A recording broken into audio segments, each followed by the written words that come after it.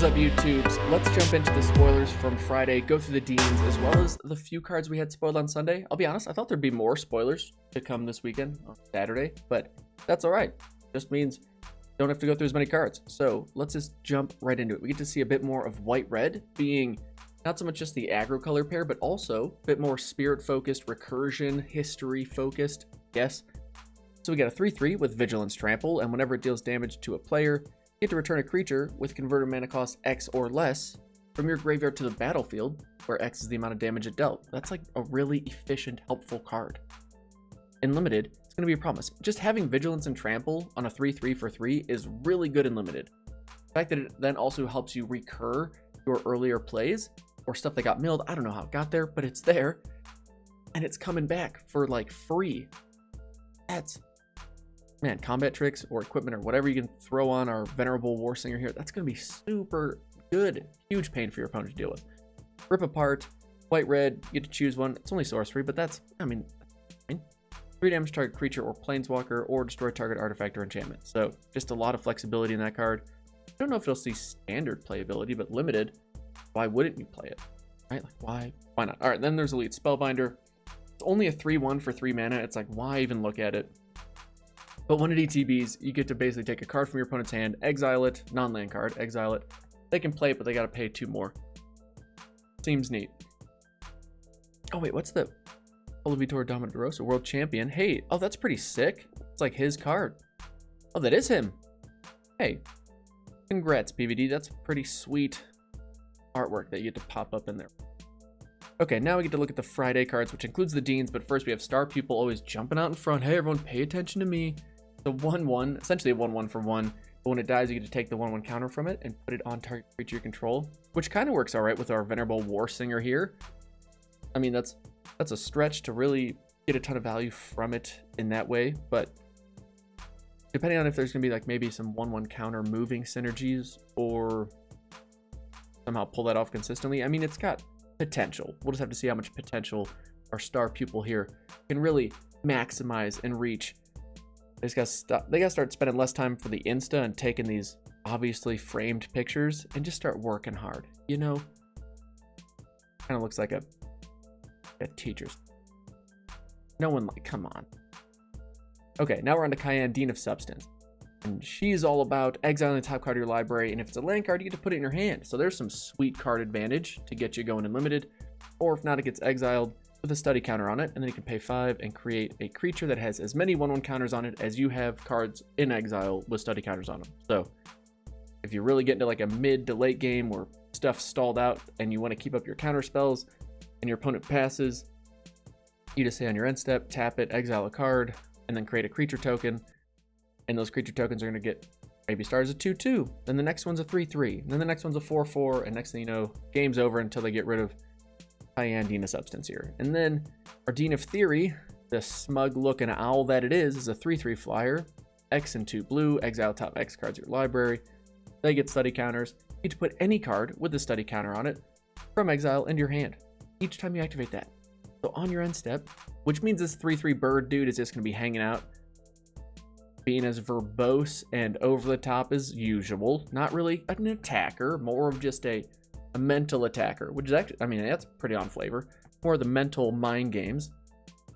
Exiling stuff, putting study counters on it, and then finding the tools to let other things do its dirty work. Ibrahim, I don't know if I like you or don't like you, but I respect you. I also like that. Wait, like, why are there so many deans at this school? You know what I mean? Like, I'm used to there being like a dean of student affairs, dean of something else, but like 10? I wonder if they're like, if it's like a rotation of like, hey, you know what? Our meal plan needed work. Dean of Substance, get in here and help us out. And then like, you know what? Kids are well fed. They're actually getting a little lazy. Dean of Chaos, you're up. Plarg, let's whip these kids into shape. So it's a 2/2 for 2. He loots a card, and then you can pay 5, tap them. You may reveal cards on top of your library until you reveal a non-legendary non-land card with mana cost 3 or less. You may cast that card without paying its mana cost, and then other on the bottom of your library. Neat. Augusta, she's not messing around. Although I feel like Dean of Order, I like the title. It's like as perplexing a Dean as I think we'll see. She's a 1/3 for 3 mana. Okay. Other tapped creatures you control get +1/+0. Other untapped get +0/+1. So the attackers get a little beefier. The blockers get a little beefier. Or, you know, like what they're most worried about in that moment, you would assume. But whenever you attack, untap each creature you control, then tap any number of creatures you control. So you can basically give yourself vigilance or keep it tapped for the +1/+0. Seems pretty, I don't know. Mind games are afoot here as well. And then Bailey, Dean of Radiance, they're like, hey, we need to make sure we get all of the awards we can. We need to make sure our students are well rested, fit, smart, getting into the best schools, best internships, help us radiate out to get on US News and Guide best colleges or whatever. The 1/1 Flying Vigilant for 2 mana. Also, tap it, put a 1/1 counter on each creature you control that ETB'd this turn, which seems really good for limited. Especially if you're on the play, you go turn 2, play this thing. Turn 3, ping in for 1, play your 1-drop, play your 2-drop, put a 1/1 counter on them. And that's huge in limited. That's so difficult to deal with. I don't know how. Ooh, yeah, we gotta have like shock in this format or something. And then Ambrose, Dean of Shadow, a 4/4 for 4 mana, not too shabby. Tap it, put a 1/1 counter on another target creature, then Ambrose, Dean of Shadow deals 2 damage to that creature. So Radiance here is all worried about like their well-being, making sure everyone's looking good. And then Dean of Shadow is like not so much. I'm just picturing like pat on the head, smack across the face. So hey, thanks for showing up. I've heard a lot about you. Things, you know, you have a lot of potential, and then he just wants to make sure you're even worth his time, and just a nice 2 damage across the face. And then if it didn't work out, whenever a creature you control the 1/1 counter on it dies, draw a card. It's, hey, I know that creature didn't work out. Can I interest you in a card in your library? Mystical Archive's back here. Maybe it could be one of those cards, you know. But Dean of Shadow is not playing around. Do not get on his bad side. That's what I'm learning from this card right here. Full arts look pretty sweet though. Now, Uvilda, Dean of Perfection. She's that teacher that you hear a lot of people, or I guess not teacher, but Dean. The Dean that a lot of kids are like, oh, I hate her. She's so da-da-da. And then the kids that put some work in and she appreciates the work and the outcome, they're like, nah, dude, she's awesome. She's just a hard grader. She expects a lot out of you. So you got to step it up. You can't just be slacking off in class. And then you start to think about who told you these bad stories. You're like, yeah, that's probably more on them than the teacher or the dean or whatever. You know what I'm saying? That's Uvilda. I'm a fan of Uvilda. 2/2 for 3 mana. That tap, you may exile instant or sorcery card from your hand and put 3 hone counters on it. And then it gains some kind of weird form of suspend. And then when you cast it, it costs 4 colorless less to cast this way. So it gets 3 hone counters on it, but assuming you're doing this on your opponent's end step, put it on your end step, and then on your upkeep, so basically you gotta wait 2 more full turns for it. You remove one essentially right away. The nice thing about this is that it works with X-costed spells. So I don't know if we'll see many X-costed spells in this set. I feel like we have to, right? There's gotta be some potential for her here, but it doesn't seem, it seems like a worse suspend. Generally speaking, maybe. I don't know. We'll find out. The red side, though, Dean of Expression. Like Dean of Perfection, nice, orderly, tight. Here's the confines. Fit those confines. Dean of Expression, live your best life. Okay? I'm a 4/4 for 5 mana. Beginning of your upkeep, exile the top card of each opponent's library. So many 2-headed giant shenanigans are. If we don't get to play 2-headed giant, I'm going to be sad. Exile each of those. You may spend manas over any color to cast those this turn. That's pretty neat. And then whenever you cast a spell from exile, it gets a 1/1 counter. So this is like the ultimate hype man. Sees you expressing yourself, playing your opponent's other spells, having a good time, and it's getting hyped up and ready to fight along there with you. I like Nasari here. Nasari, good people. I don't know how Freets are, Shaman, but I can imagine after parties, good time. Then Valentine, Dean of the Vein. Little 1/1 menace lifelink for 1 mana. And if a non-token creature an opponent controls would die, you get to exile it. Okay, that's going to shut down white-red real quick. Probably just any graveyard shenanigans, really. And then when you do, you may pay 2. If you do, create a 1/1 black-green pest creature token. When this creature dies, you gain 1 life. On the other side, Dean of the Root. Lisette. Whenever you gain life, you may pay 1. If you do, put a 1/1 counter on each creature you control. Seems kind of nuts. And those creatures gain trample till end of turn. I can see 3-color sets being like quite common, just with how good these things are and the synergies between them all. The Deans get me a little excited, even though they're pretty pushed, so interaction with them has got to be quick. But they seem kind of fun. And I wonder if we'll have many abilities or ways to bounce our Deans so that we can play the other side depending on what stage of the game we're in.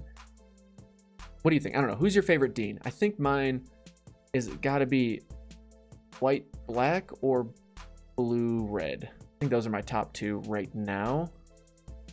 Although I could certainly be convinced otherwise. But yeah, those are my top 2. I don't know if I feel comfortable saying which one's gonna be the best, because I don't know if aggro is gonna be as good as it's been, or maybe more of the mind games, find your way home. Yeah, to be determined. Then we get to see these awesome full art lands. Man, these things look sweet. I think the white black is my favorite. They all look sweet. I kind of like the swirling energy things going on. They look awesome. Well done. Okay, then we get to see the full art of the Fat Pack, Buy a Box, other thing. Neat. Basic lands look kind of cool. Then we get to see some more lessons.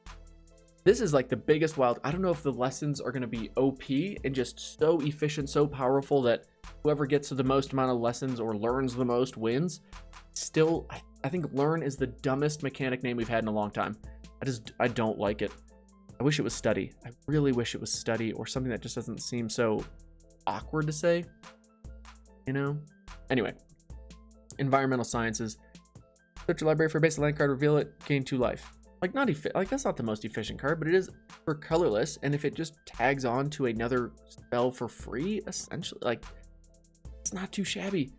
Rise of Extus for 4 and white or black, exile target creature, exile up to 1 target instant or sorcery card from a graveyard.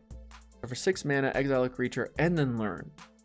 Which isn't, like, yeah, not the most efficient thing, but again, you get, like, another card, which could be quite good.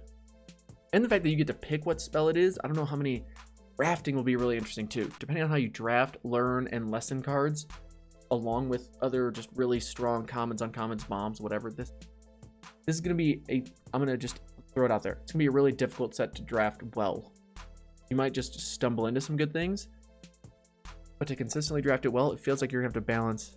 Is it gonna be as hard as balancing the snow lands and snow payoffs? I think it's gonna be harder than Kaldheim to draft.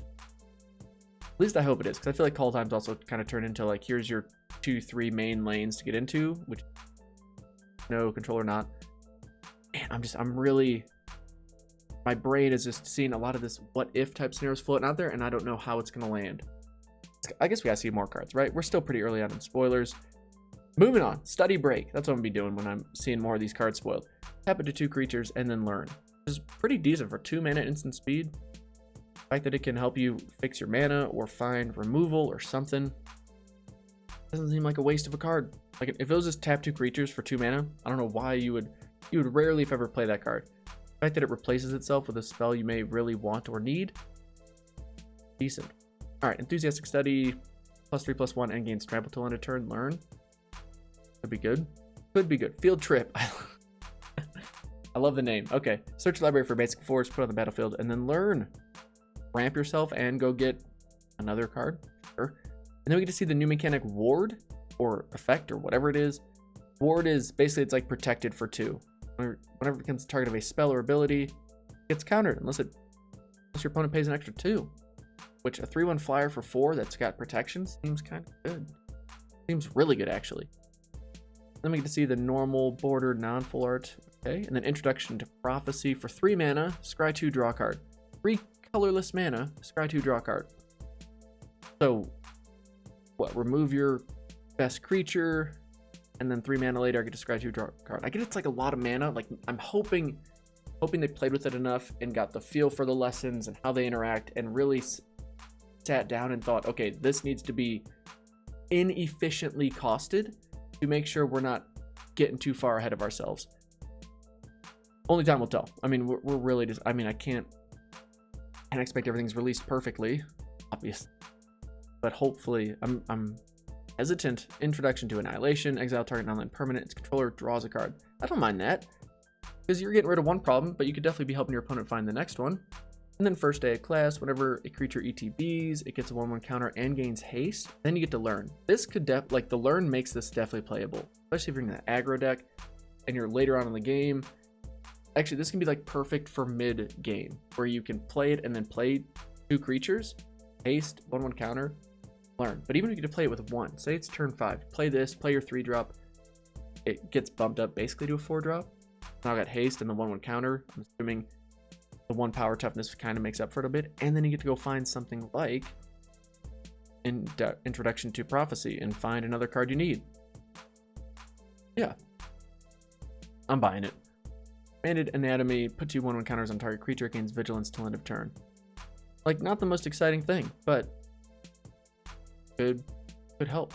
Okay, and then the normal version of Ilda. Oh wait, I skipped over this. Torrent Sculptor. What do you do? 2/2. Oh, you have Ward 2. All right. Whenever you ETB, exile instant or search card from your graveyard. Put a number of 1/1 counters on it equal to half that card's mana value rounded up. Got it. So it consumes when your instants or sorceries to be hopefully a 4/4 or 5/5 with Ward 2. Seems kind of good. And then Flamethrower Sonata. Blue-red has some pretty awesome artwork that complements like the other side. I like that. Discard a card, then draw a card. When you discard an instant or sorcery, this way it deals damage equal to the card's mana value to target creature or planeswalker you don't control. Interesting. So for 2 mana, you get to awkwardly cycle a good card, hopefully find a just as good, if not better card, and remove something.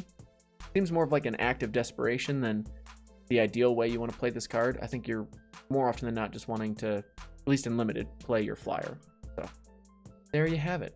Okay, well, definitely rambled a lot in this one, but I feel like we've gotten a lot to chew on with this. So I'm excited to see what this week brings. We'll definitely have to wait and see how the lessons and learning and whatever that seems to be shaping up as, if it's going to be super hyper efficient or if it's just another option that can or can't work. I think white-red has some really powerful things happening. I think I appreciate that Wizards is trying to refine the wording to make it as efficient and space sensitive as possible. I'm not a huge fan that they're not really giving the card room to breathe or focusing more on the flavor text. It's like, hey, there's more room for text. Let's just keep slamming it on the cards. It's like so overwhelming. I was trying to teach a kid to play Magic last week, crack some new packs with them, and I'm like, geez, every stinking card we open up, I'm having to like stop and read. And the kid has only got so much of an attention span. So when you're like, hey, guess what? You got 3 paragraphs you get to read through now. They're like over it. Maybe that's my little rant here. I didn't realize I had it all pent up in me, but Wizards, can we chill with the text for like a set? It'd be awesome. Okay, moving on. I'm pretty pumped about this set. It seems like we're gonna get a lot of good cards, but hopefully not too pushed cards, just like fun, new, unique ways to think about a color pairing. I think it's pretty cool. Moving on. I do want to know who your favorite Dean is though, so let me know that in the comments. Thank y'all for watching though. We'll see you in the next one. Peace.